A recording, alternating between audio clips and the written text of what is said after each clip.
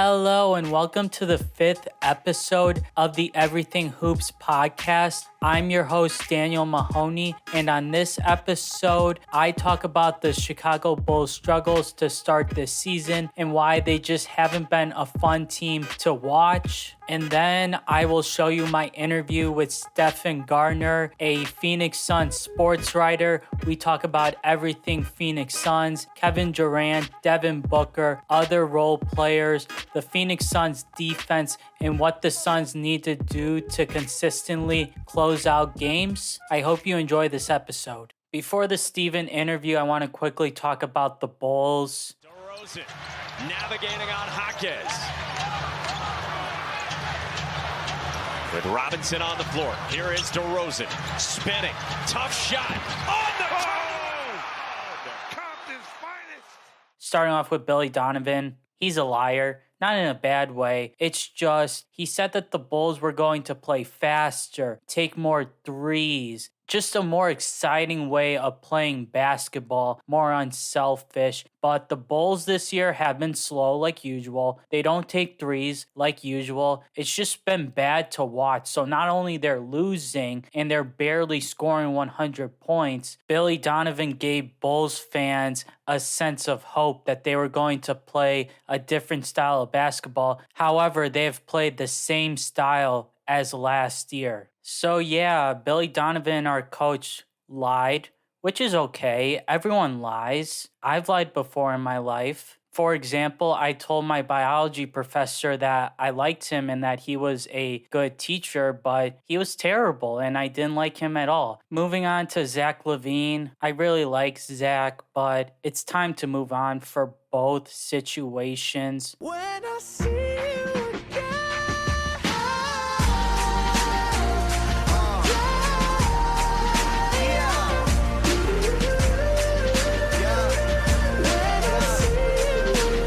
Because he hasn't been good this year. He hasn't been himself. And the Bulls need to start a rebuild bad. So trade Zach, trade DeMar, trade Vooch. Unfortunately, trade Alex Caruso because we can give value for that type of role player. Anyways, back to Zach Lavine. He normally doesn't miss those wide open shots. Especially from the corner. He's checked, Zach Lavine! Oh, give me the hands off, Zach Lavine! He's still really good. He's still a really good scorer. There's a reason why he's averaged 24 or more points per game for the last 4 seasons. He's very talented. And I respect everything that Zach has done as a Bull because he's had to fight through a lot of injuries and he still has been a great player for the Bulls. And with his three-point shooting, he's a good mid-range scorer, an incredible finisher, extremely athletic, so he can still help teams. The problem is he's a bad defender, not a good playmaker. However, the last couple of games, his playmaking has looked better, but that's not going to be consistent. He's a scorer. He doesn't look to create shots for his teammates most of the time. However, when Zach is playing good, he's one of the more efficient scorers in the NBA. He is very talented. We just haven't seen that consistently this year. We've seen that in a couple of games. For example, the game against the Pistons where he dropped 51. And just to make it clear, the Bulls lost that game, showing that Zach isn't the problem. It's a team. Everyone's a problem this year. DeMar's not playing up to his standards. Vooch can play better. Kobe White as the starting point guard should play better. Billy Donovan needs to coach better. It starts with the Bulls' defensive scheme, which isn't that bad. Their defensive scheme is to protect the paint, stop dribble penetration, which a lot of teams do that. The Miami Heat, who has been extremely successful, of course, in the playoffs. The Memphis Grizzlies, who are terrible this year because they don't have Ja, Steven Adams. They've been dealing with a lot of injuries. However, in the past, the Grizzlies have had a lot of success with their defensive scheme. And playing this defensive scheme has had some good benefits for the Bulls. For example, this year, they give up the second least amount of paint points in the NBA, which is impressive. However, if you run this defensive scheme, you overhelp and you give up a lot of open threes. And that has been a huge problem for the Chicago Bulls. Teams hit around 14 threes per game against the Bulls, which is very bad, especially when you take into the fact that the Bulls can't hit threes themselves. So they always get outscored on the 3-point line by around like 15 points, which is really bad in today's NBA. If you want a good chance of winning, you got to be better at hitting threes and you got to outscore your opponents from three. Moving on to the Bulls' problems offensively, I've talked about some. They don't shoot threes. They play extremely slow. But I think a big problem is sometimes I don't like how Billy uses his players offensively. For example, how he has DeMar sometimes sit in the corner and has Kobe White run the offense. And we know that Kobe White hasn't been good this year. So maybe DeMar needs to get into more of a rhythm. And having him sit in the corner is not a good idea. For example, in our double drag set, Kobe White's going to be the ball handler and DeMar's just sitting in the corner. That never made sense to me. Also, the way that Billy uses Zach Lavine's a little weird to me. For example, I think that Zach can be so good off the ball, and I don't think that Billy Donovan runs enough off-ball plays to get Zach Lavine good and easy looks.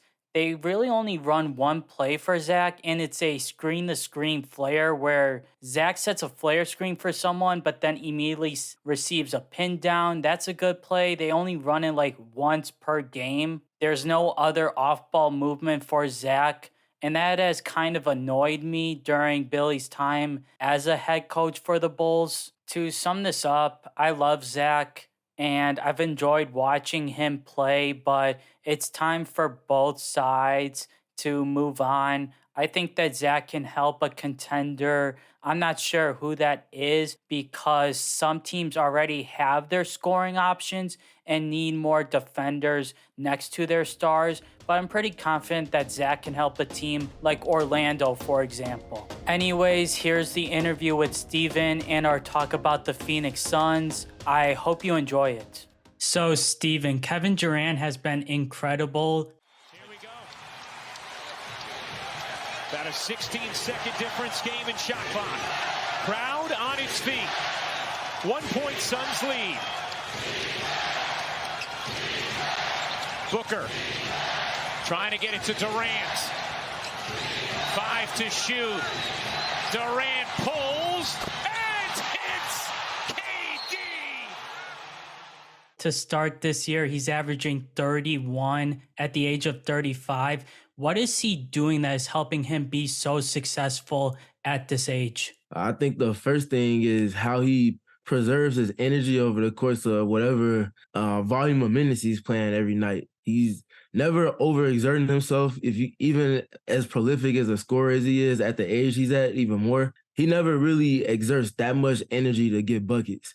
He doesn't take a ridiculous amount of dribbles. He doesn't have a ridiculous amount of movement within it all. He's just real, like he just has so much structure to his game and organization to his game to where he knows how to get to his spots with optimizing the energy used to do so. And that allows for him to be as elite as he is over the course of games, and especially and even more so in crunch time. And having players on the Suns that can optimize themselves around the skill sets and the areas on the floor he likes to play on just really makes everything, just the ecosystem of the Suns, that much better with Durant in the mix. Yeah, I agree. And did you see his post game where he said, I could have played 58 or something like that? That was hilarious. I want to talk about Devin Booker. Allen comes away with a rebound, pushing pace for Phoenix. Durant to the corner. Booker sets himself up and hits.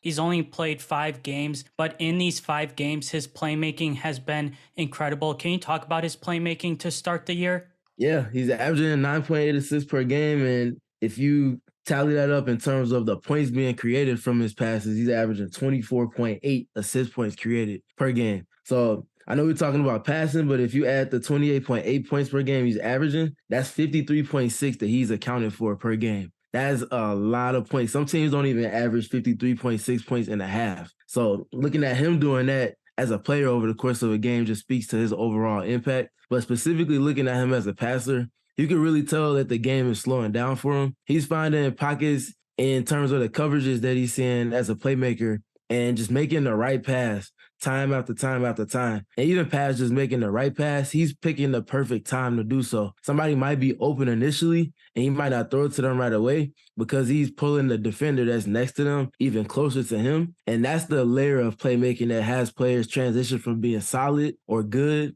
to being great. And again, if you tandemize that with the scoring impact that he has, now you have an all-world player that's top 10 on any given night. He could be a top 5 player, depending on how efficient he is as a scorer in that mix. So just seeing him transition to from a primary ball handler and a combo guard to being a lot more of a point guard now and wearing that hat and toggling between roles over the course of 48 minutes is just amazing to see. Yep, his reads in the clutch have been so good. For example, the Warriors game and then on Sunday against the Jazz. Speaking about that Jazz game, the Suns ran two-man action with Devin Booker, KD, basically running pick and roll between the two players and then feeding Kevin Durant. The Jazz would switch that action and the Suns just made the right read. Why do you think that action was so successful? Well, the first thing to speak to in terms of that two-man game is how they space the floor around those two. So if you pay attention, whenever they get into that two-man action, that's on the empty side on the floor, meaning that no other Suns players are on the same side. If you split the court in half, from the middle of the basket to the half-court line, nobody else is sharing that side of the floor. So they're spaced out as much as they possibly can. And in addition to that, that removes the help dynamic of anything that they might want to do with that two-man action. So you add to that the fact that more often than not, because Kevin Durant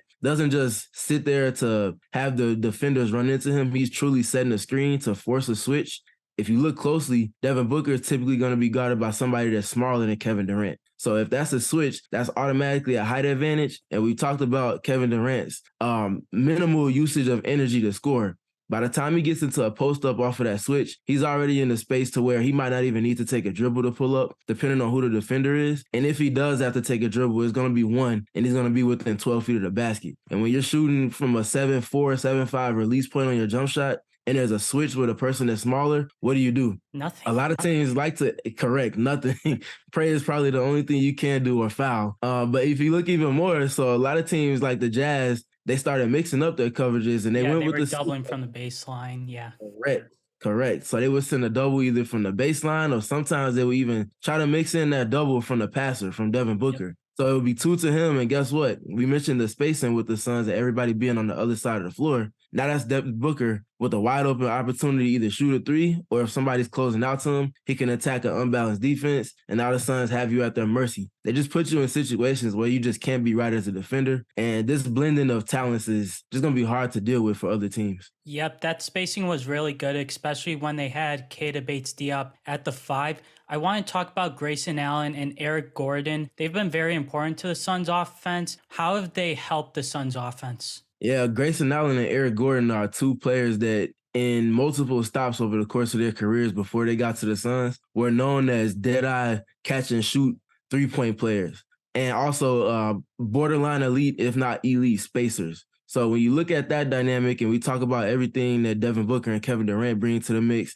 and even Bradley Beal, which we'll get to later, what you want most around those players are players that can knock down shots off of the extra attention garnered by all-world talents like the three players we just mentioned. And that's exactly what Eric Gordon has done over the course of his career, especially in his time spent with James Harden in Houston and the whole Mike D'Antoni era, spacing out to the 4-point line, stretching out defenses as much as possible, and also by way of that, creating driving lanes and opportunities for those elite players to get through without the expectation of help to come off of him. So you're looking at Eric Gordon from that lens. He brings that dynamic, and also his drives, in addition to that spacing, might even potentially be as important as anything else that he brings to the team, because with that spacing that he brings, teams are going to close out long on him. That's going to enable him, an opportunity to space the floor, like I mentioned, but also when he's getting the ball on the catch, he can counter that and drive past them. And he's very good getting to the basket and not just getting there, but actually finishing through contact. So from the Eric Gordon dynamic, that's what really optimizes his talent around those two, and really those three if you add Bradley Beal. And then you look at Grayson Allen, it's a lot of the same. We did a lot of those same things with Drew Holiday, Chris Middleton, and Giannis Antetokounmpo in Milwaukee. And those players being spaced one pass away, or if they're spaced in the opposite corner of a primary action to where there's extra help coming in, teams have to pay. And like I said, you just can't be right when you're guarding this team where all of their pieces are hidden as expected. Can you talk about the impact of other role players like Josh Okogie, Jordan Goodwin, and Keita Bates-Diop?